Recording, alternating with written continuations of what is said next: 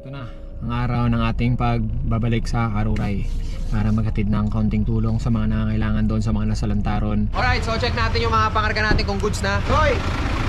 Ready na yan? At ito yung mga bigas na dala natin para doon. Ito naman yung mga noodles. Ayan, papansin tayo doon para mapakain din natin yung mga taga ron. At least kahit paano, may konting handa tayo sa Pasko kung sino man yung ilan na makakaya natin mapaghandugan doon. Ito, mga kape, may tubig. So sana makatawid na yan. Ito naman sa kabila, dito naman yung mga dilata natin. Meron tayong mga noodles dyan. Tapos nagdala tayo ng 1 drum na gasolina. Yung bike naman na to, galing kila Aigo. Maraming salamat sa Aigo. Kuya si ate, yan sila magdadala nitong Hilux. Tapos kwenta kayo, si Carlo nando doon sa loob. So ready na ang team? Ready na! Let's do it! Yes.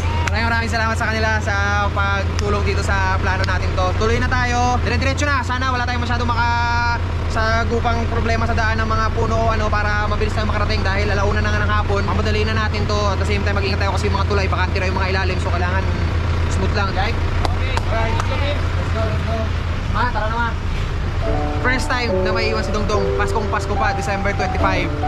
Nakakalungkot pero siyempre, mas marami naman tayong taong mapapasaya doon. So, sacrifice lang muna tayo ng saglit. At least, araw ng Pasko ngayon, para naman sa Diyos to eh. Lahat naman tayo anak ng Diyos. So, dapat lahat tayo maging masaya ngayong Pasko sa abot ng ating makakaya. And they're in good hands naman. Yeah.